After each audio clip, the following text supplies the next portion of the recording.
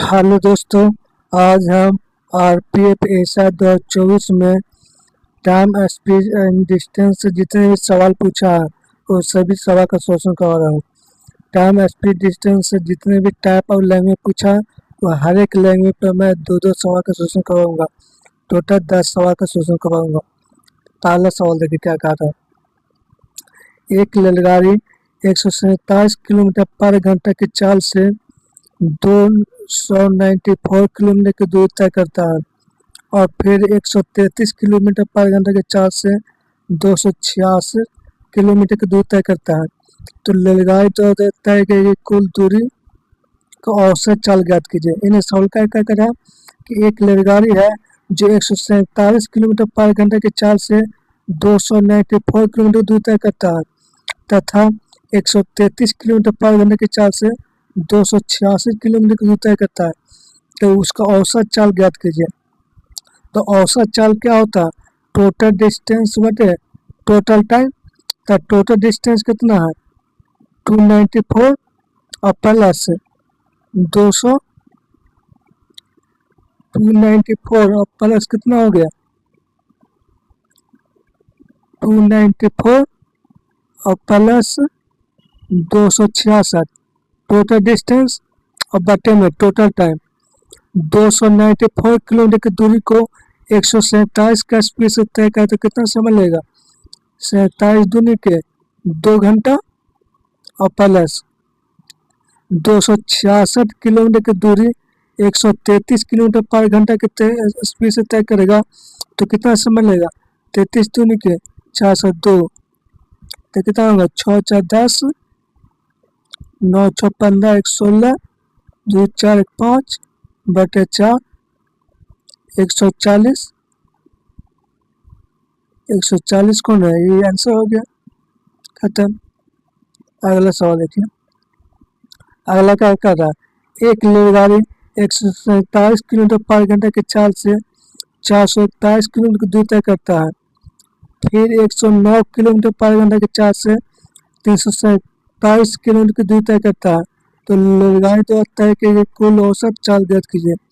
ये सवाल भी वही का डाटा चाहिए। सवाल क्या कर रहा कि 401 कि 137 किलोमीटर पर घंटे की चाल से 411 किलोमीटर की दूरी तय करता है तथा 109 किलोमीटर पर घंटे की चाल से 327 किलोमीटर की दूरी तय करता है। तो पूछ रहा है कि रेलगाड़ी द्वारा तय की गई दूरी का औसत चाल ज्ञात कीजिए। तो औसत चाल कैसे निकलता है? टोटल डिस्टेंस बटे टोटल टाइम। टोटल डिस्टेंस कितना है? 411 और प्लस 327 और बटे में टोटल टाइम। टोटल टाइम कितना होगा? 411 किलोमीटर की दूरी 147 के स्पीड से तय कर रहा है तो कितना समय लेगा? 3 घंटा।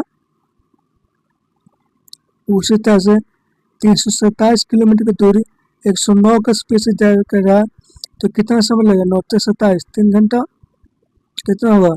7 1 8 2 1 3 4 3 7 बटे 9 6 कितना होगा? एक मतलब में 6 दिन के 12 6 3 18 123 किलोमीटर पर घंटा। अगला सवाल देखिए। एक व्यक्ति किसी निश्चित दूरी को 5 किलोमीटर पर घंटे की चाल से 6 घंटे में तय करता है और कुछ अतिरिक्त दूरी को 9 किलोमीटर पर घंटे की चाल से 7 घंटे में तय करता है। तो तय की गई कुल दूरी को औसत चाल ज्ञात कीजिए। औसत चाल निकालना है तो औसत चाल क्या बताते हैं? टोटल डिस्टेंस बटे टोटल टाइम। टोटल डिस्टेंस कितना है? 5 किलोमीटर पर घंटा के स्पीड से 6 घंटे तक तय किया। कितना डिस्टेंस तय किया? 6 5 30 किलोमीटर प्लस 9 किलोमीटर पर घंटे का स्पीड से 7 घंटे से तय किया। कितना तय किया डिस्टेंस? 9 7 63 टोटल डिस्टेंस और बटे टोटल टाइम। टोटल टाइम कितना है? 6 घंटा और 7 6 5 13 घंटा 3 6 3 9 बटे 13 13 7 91 2 बटे 13, ये आंसर हो गया।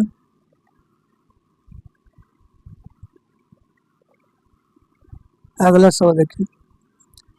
अगला क्या कर रहा, एक व्यक्ति किसी निश्चित दूरी को 7 किलोमीटर पर घंटे की चाल से 9 घंटे में तय करता है और कुछ अतिरिक्त दूरी को 5 किलोमीटर पर घंटे की चाल से 5 घंटे में तय करता है, तो औसत चाल ज्ञात कीजिए। ये सवाल भी यही है, औसत चाल का बताया था, टोटल डिस्टेंस बटे टोटल टाइम। टोटल डिस्टेंस कितना है, 7 किलोमीटर पर घंटे के स्पीड से 9 घंटे तक तय किया, तो कितना दूर तय किया होगा, 963 और प्लस 5 किलोमीटर पर घंटे के स्पीड से 5 किलोमीटर दूर तय किया 5 घंटे तक, कितना डिस्टेंस तय किया, 25 बटे टोटल टाइम 9 5 14 5 3 8 6 2 8 5 3 8 6 2 8, कितना होगा 44 बटे 7, 6 का 42, 2 बटे 7, 6 2 7, ये आंसर हो गया। अगला सवाल देखिए।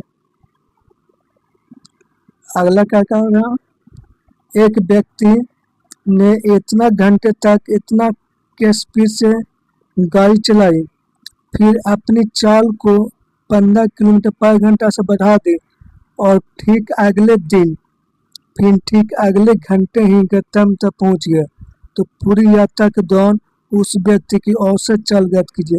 यानी सवाल कर रहा है, सवाल क्या कर रहा कि हमसे पूछ क्या रहा, औसत चाल, तो औसत चाल निकलता कैसे, पूरी यात्रा के दौरान उस व्यक्ति की औसत चाल। औसत चाल कैसे निकलता है, टोटल डिस्टेंस बटे टोटल टाइम।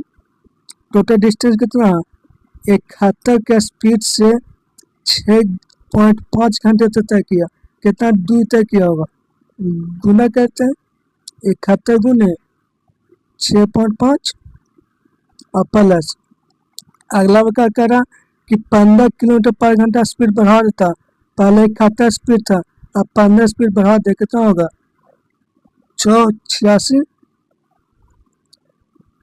स्पीड होगा, और फिर 66 स्पीड होगा, और 66 स्पीड की जब दूरी तय करता है तो वह अगले घंटे ही पहुंच जाता है, मतलब 1 घंटा,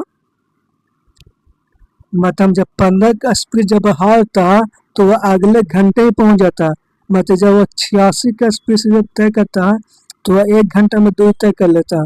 इतना टोटल डिस्टेंस होगा but total time, total time कितना होगा 6.5 घंटा और 1 घंटा 7.5 घंटा। अब इसको गुना कीजिए तो कितना होगा 5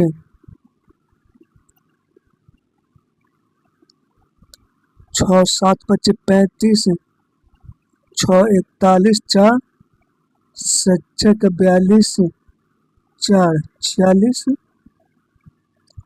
और प्लस 86, दोनों को जोड़िए कितना होगा 6 1 7 8 6 14 5.5 और बटे 7.5, 7 49 8 56, मतलब 7 मतलब लगेगा, ये 6 तो होगा नहीं है। और पहला बात है कि कितना कि 7 मतलब लगाए मतलब कितना होगा 7.5 में 7 से गुना करेंगे तो कितना होगा 7 बचे, अगर 7.5 का 70% अगर हम निकालते हैं, इसका 70% हम निकालते हैं, इसका 70% कितना आता है 7 5 35 7 7 49, 7 5 35 7 7 49 3 52 आवेगा, इसका मतलब 70% से ऊपर आवेगा, 70% से ऊपर ही दोनों ऑप्शन है, 70% से ऊपर कितना होगा 525, मतलब 7 बार मिलेगा तो 525 घटाएगा कितना होगा 2, और 2 22 5 अब कितना लगेगा 7 या 21 3 मतलब लगेगा तो 73 आंसर हो गया खत्म। अगला सवाल देखिए इस सवाल क्या कर रहा है एक व्यक्ति 3.5 घंटे तक इतना के स्पीड से गाड़ी चलाता है फिर अपनी स्पीड 9 किलोमीटर पर घंटा बढ़ा देता है तो वह अगले घंटे ही पहुंच जाता है तो उसकी औसत चाल ये भी सवाल वही का डाटा चेंज है।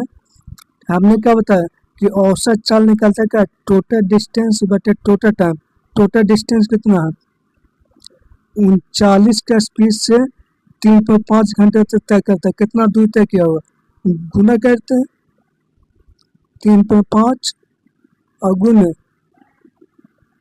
39 और प्लस फिर क्या करा अपना स्पीड बढ़ा देता है तो स्पीड बढ़ाने के बाद कितना होगा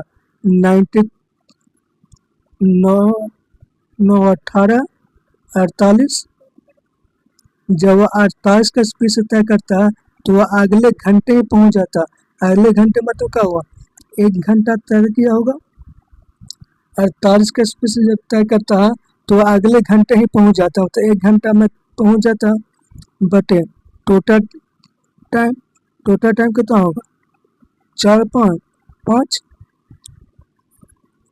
और 9 5 45 4 35 15 9 27 27 और 15 7 5 12 42 4 46 हाथ में 4 3 3 9 4 13 और प्लस 48 6 14 14 4 3 7 1 8 0.5 और बटे 4.5 अब कितना मिलेगा इसका 40% निकालेंगे तो कितना आएगा चाचा को 16 180 41 आ गया कि नहीं ये आंसर हो गया 41%। अगला सवाल देखिए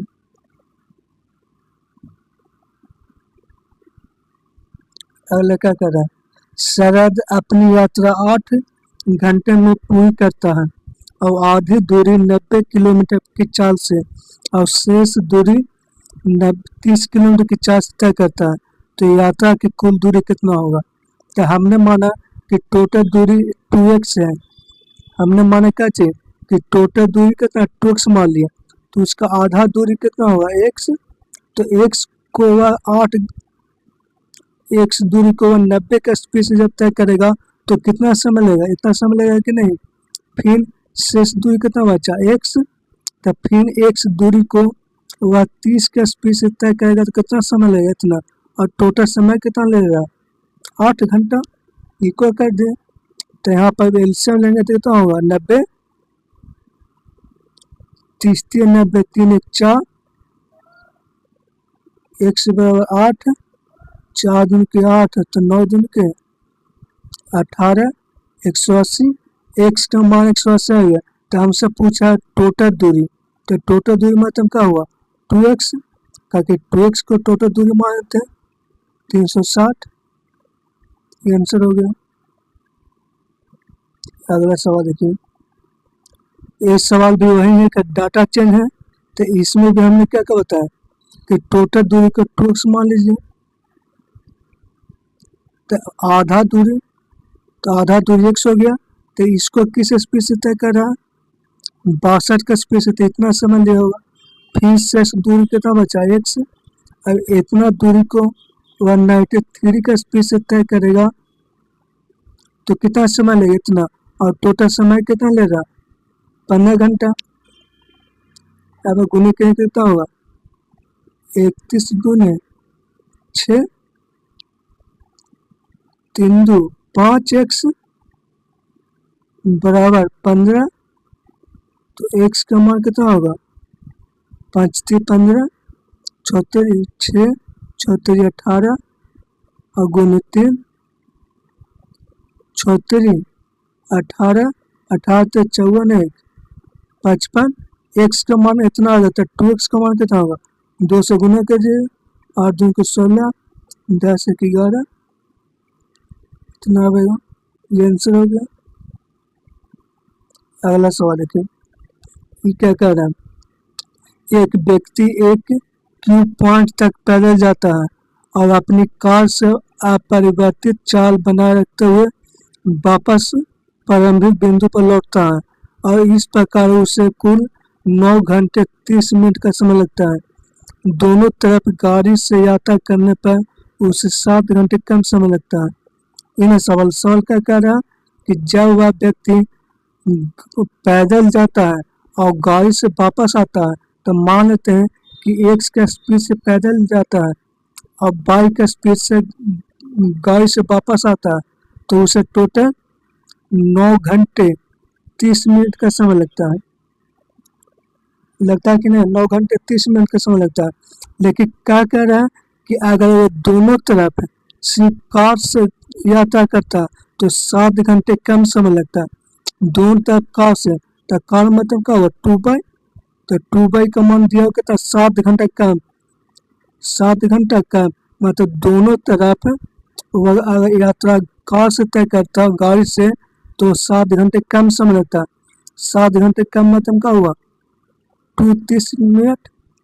तो हमसे पूछ रहा है क्या चीज कि दोनों तरफ अगर वह पैदल से यात्रा करे तो कितना समय लगेगा। ये सवाल कर रहा है। इस सवाल का कह रहा है कि जब कोई व्यक्ति पैदल से जाता है और गाड़ी से वापस आता है तो उसे 9 घंटे 30 मिनट का समय लगता है। अगर वह दोनों तरफ गाड़ी से जाता तो 7 घंटे कम समय लगता है। अगर दोनों व्यक्ति अगर दोनों तरफ से पैदल से चले मतलब जाए भी पैदल से वापस भी पैदल से आवे तो उसे कितना समय लगेगा, ऐसा पूछ रहा। मतलब हमसे 2/, का मान पूछ रहा। तो यहाँ पर हम 2 से गुना करते हैं, 2 से गुना करेंगे तो इसमें भी 2 से गुना हो जाएगा। तो यहाँ से दोनों को घटाएंगे तो 2x का मान कितना निकल कर आएगा, इसको घटाएगा तो कितना होगा 30 दूनी के 60 है और 9 दूनी के 18, 18 60 आएगा, 18 60 आएगा। और इसको घटाइएगा 18 60 में तो कितना होगा 16 30, तो 16 30 आंसर आना चाहिए। 16 30 15 दिया यहाँ पर 30 होगा, ठीक है 30 मिनट होगा, 16 30 मिनट आएगा।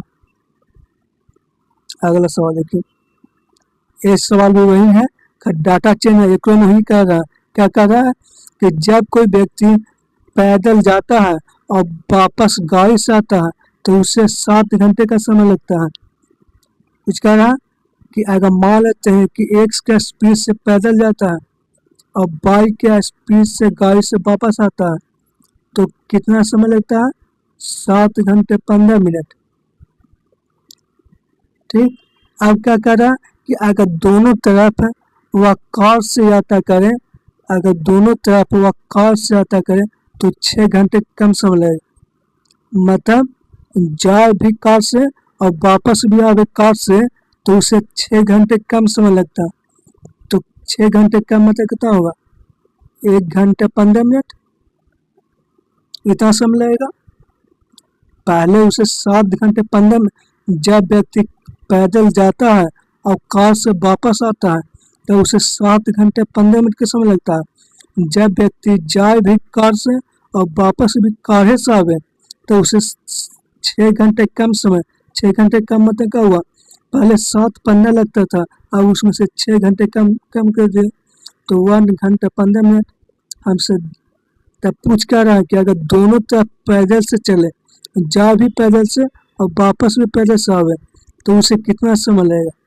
2/, का मान पूछ रहा है, 2 से गुना करते हैं तो इधर भी 2 से गुना कर दीजिए, कितना होगा 7 दूनी के 14 और 15 दूनी के 30, तो कितना होगा 13 15, 13 15, ये आंसर हो गया। जय हिंद दोस्तों।